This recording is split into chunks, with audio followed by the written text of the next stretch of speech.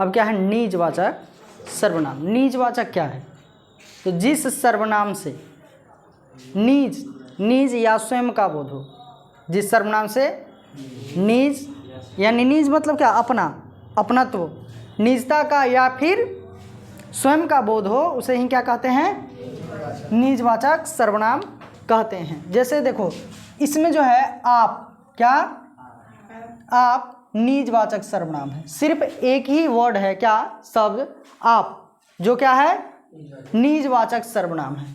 जैसे देखो मैं आप ही चला जाऊंगा, मतलब स्वयं खुद चला जाऊंगा ना। कोई कहता है कि पहुंचा दे क्या? नहीं नहीं, कोई बात नहीं है, मैं आप ही चला जाऊंगा या खुद ही चला जाऊंगा, स्वयं ही चला जाऊंगा। तो इसका मतलब क्या है? अपने आप के बारे में कह रहा है, स्वयं। तो आप क्या हो गया इसमें? निजवाचक। वह अपना काम आप ही करता है, मतलब अपना काम खुद ही करता है, मतलब स्वयं ही करता है। तो इसमें आप क्या हो गया? निजवाचक सर्वनाम। अब ध्यान दो, ये जो आप शब्द है आप, ये पुरुषवाचक सर्वनाम में भी यूज होता है। किसमें? पुरुषवाचक में भी और निजवाचक में भी। तो दोनों में अंतर देख लेते हैं। क्या है? पुरुषवाचक सर्वनाम आप और निजवाचक सर्वनाम आप में अंतर, दोनों में डिफरेंस क्या है, अंतर क्या है? तो ध्यान दो, सबसे पहला पॉइंट है पुरुषवाचक सर्वनाम आप का प्रयोग, आपका प्रयोग आदर के लिए होता है। ध्यान दो, पुरुषवाचक सर्वनाम में जो यूज होता है आप, वो किसके लिए होता है? आदर। आदर समझते हो? आदर, सम्मान, आदर के लिए होता है, रेस्पेक्ट के लिए होता है। पुरुषवाचक में एक वचन में आप और बहुवचन में आप लोग होता है। मतलब पुरुषवाचक सर्वनाम में जब आप का प्रयोग करते हैं तो आप एक वचन के लिए होता है। किसके लिए? एक वचन। और बहुवचन में क्या यूज होता है? आप लोग। और दोनों का प्रयोग किसके लिए? आदर के लिए, रेस्पेक्ट के लिए। लेकिन निजवाचक आप, ये भी आप जो है निजवाचक भी है और पुरुषवाचक। तो ये तो यूज किसके लिए था? पुरुषवाचक के लिए। लेकिन निजवाचक में आप के साथ एक वचन या बहुवचन की बात नहीं आती है।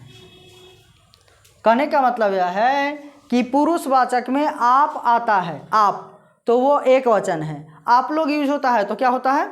बहुवचन। लेकिन निजवाचक में आप का प्रयोग जो होता है वो ना तो एक वचन होता है ना ही बहुवचन। मतलब इसमें कोई झंझटे नहीं है, ना कहेंगे कि आप एक वचन है या बहुवचन है। जैसे देखो क्या है? आप क्या कर रहे हैं, आप क्या कर रहे हैं। तो ये जो आप है, आप, ये पुरुषवाचक सर्वनाम है। कौन सा सर्वनाम है? पुरुषवाचक है। और ये एक वचन है, पुरुषवाचक एक वचन है। लेकिन यही देखो आप लोग क्या कर रहे हैं, तो यहाँ आप लोग, आप आ गया ना, आप लोग, ये पुरुषवाचक बहुवचन सर्वनाम है। क्या है? बहुवचन। लेकिन यहाँ देखो वह आप ही चला गया, तो यहाँ आप क्या है? यह है निजवाचक सर्वनाम। क्या है? निजवाचक है।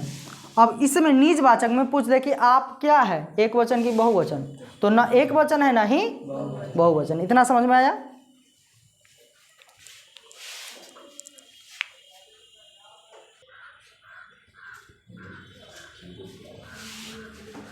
दूसरा पॉइंट देखो, दूसरा पॉइंट क्या है? पुरुषवाचक आप, यानी निजवाचक और पुरुषवाचक दोनों में आपका प्रयोग होता है। तो पुरुषवाचक आप प्रायः मध्यम पुरुष और कभी कभी अन्य पुरुष के लिए प्रयुक्त होता है। यानी पुरुषवाचक सर्वनाम में आपका प्रयोग किसके लिए होगा? मध्यम पुरुष और कभी कभी अन्य पुरुष के लिए। लेकिन निजवाचक आप तीनों पुरुषों के लिए प्रयुक्त होता है। यानी निजवाचक में आपका जो प्रयोग होगा वो तीनों पुरुष के लिए, किसके लिए होगा? तीनों पुरुष के लिए होगा। यानी उत्तम पुरुष, मध्यम पुरुष और अन्य पुरुष, तीनों पुरुष के लिए। लेकिन पुरुषवाचक सर्वनाम में आपका प्रयोग किसके लिए होगा? मध्यम पुरुष और अन्य पुरुष, उत्तम पुरुष के लिए नहीं होगा। जैसे देखो क्या है, आप कहाँ रहते हैं, तो आप क्या है, मध्यम पुरुष है। क्या है, मध्यम पुरुष है। ये आप जो है कौन सा सर्वनाम है, तो पुरुषवाचक है। क्या है, पुरुषवाचक है। क्या है, पुरुषवाचक। अब कहोगे पुरुषवाचक क्यों है, तो पुरुषवाचक सर्वनाम जो है, पुरुषवाचक सर्वनाम वाक्य में अकेले आता है, लेकिन निजवाचक अकेले नहीं आता है, जो नीचे आएगा। ध्यान दो, ये अकेले यूज हुआ है ना, और जैसे ही अकेले आप आया तो ये कौन सा सर्वनाम होगा, पुरुषवाचक। और निजवाचक कैसे पहचानोगे, तो वो किसी ना किसी सर्वनाम या नाम संज्ञा के साथ आएगा, तभी वो जो है क्या कहलाएगा, निजवाचक। अब ध्यान दो, मैं आप ही चला गया, तो आप, यहाँ आप क्या है, उत्तम पुरुष है, मैं स्वयं।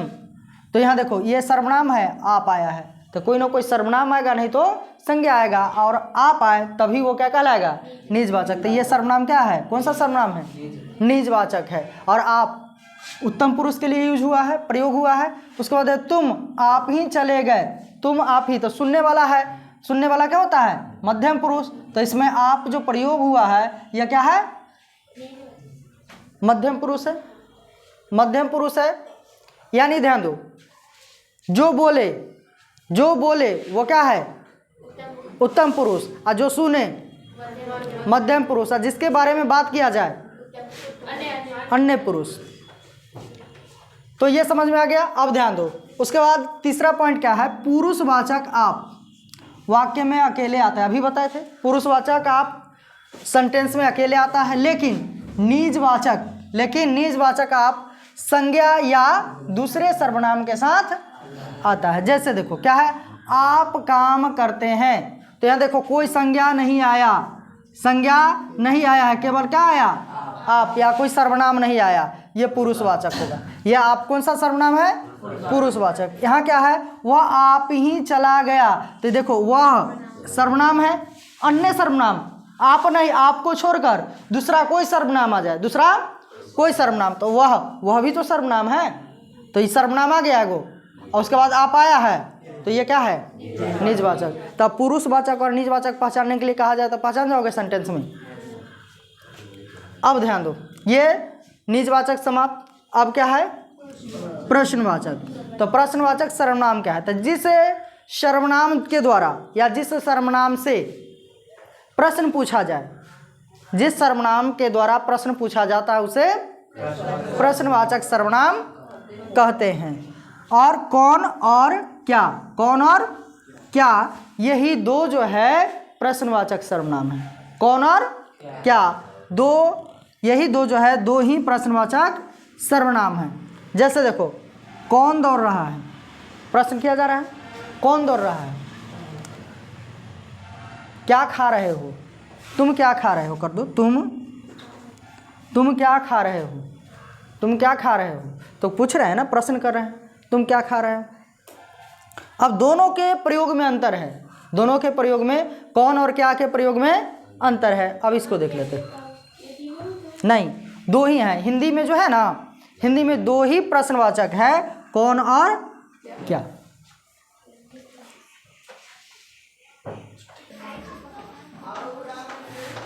देखो ए प्रश्नवाचक सर्वनाम में, प्रश्नवाचक सर्वनाम कौन और क्या है, तो कौन का प्रयोग प्रायः मनुष्य के लिए होता है। कौन का प्रयोग किसके लिए होता है, मनुष्य के लिए। जैसे देखो यहाँ देखो, वहाँ कौन खड़ा है, यानी कौन खड़ा है मतलब व्यक्ति के बारे में हो रहा है, मनुष्य के बारे में चर्चा कर रहा है, पूछ रहा है कौन खड़ा है। क्या का प्रयोग प्रायः पशु पक्षियों, कीट पतंगों और निर्जीव वस्तुओं के लिए होता है। जैसे वहाँ क्या खड़ा है, वहाँ क्या खड़ा है, यानी हो सकता है कोई पशु हो, पक्षी हो, या कोई वस्तु हो। यह समझ में आ गया। अब ध्यान दो, दूसरा है कौन के साथ यदि सा से सी जोड़ दिया जाए तो निर्जीव वस्तु के लिए भी प्रयोग किया जा सकता है। अभी क्या पढ़े, कौन का प्रयोग किसके लिए होता है, मनुष्य के लिए, लेकिन यदि कौन के साथ सा से सी जोड़ दिया जाए तो निर्जीव वस्तु के लिए भी उसका प्रयोग हो सकता है। जैसे देखो, कौन सी पुस्तक अच्छी है? तो सी, जैसे ही कौन के साथ सा से सी यानी सी आ गया, तो ये पुस्तक क्या, देखो पुस्तक क्या है, निर्जीव है। पुस्तक क्या है, निर्जीव है, तो निर्जीव के लिए यूज हो गया। कौन सी पुस्तक अच्छी है? अब तीसरा पॉइंट देखो, कभी कभी क्या का प्रयोग व्यंग, ताना मारने के लिए, व्यंग करने के लिए, प्रशंसा, तुच्छता यानी नीचता दिखाने के लिए, या नकारात्मक भावों के लिए भी किया जाता है। जैसे देखो यहाँ क्या है, वाह ताजमहल की क्या कहानी, यानी क्या कर रहा है, प्रशंसा कर रहा है। किसके लिए? प्रशंसा के लिए, व्यंग के लिए, तुच्छता के लिए। तो ये इसमें ताजमहल की क्या कर रहा है, प्रशंसा कर रहा है, प्रशंसा हो रहा है, प्रशंसा के लिए यूज हो रहा है क्या का प्रयोग, ताजमहल के क्या कहने, तो इसमें जो है क्या का प्रयोग किसके लिए किया जा रहा है, प्रशंसा के लिए। अब क्या कहता है, क्या मैं टाटा बिरला हूँ ना, जैसे बोल देता है कि तुम ये कर सकते हो, क्या समझते हो, मैं टाटा बिरला हूँ, यानी निगेटिव। क्या कर रहा है इसमें, ये क्या का प्रयोग किसके लिए, नकारात्मक के लिए, निगेटिव भाव के लिए, निगेटिव सेंस के लिए प्रयोग हुआ है। तो ये जो है प्रश्नवाचक सर्वनाम समाप्त हुआ। सर्वनाम कितने, 6 भेद, 6 के 6 भेद समाप्त हो गया।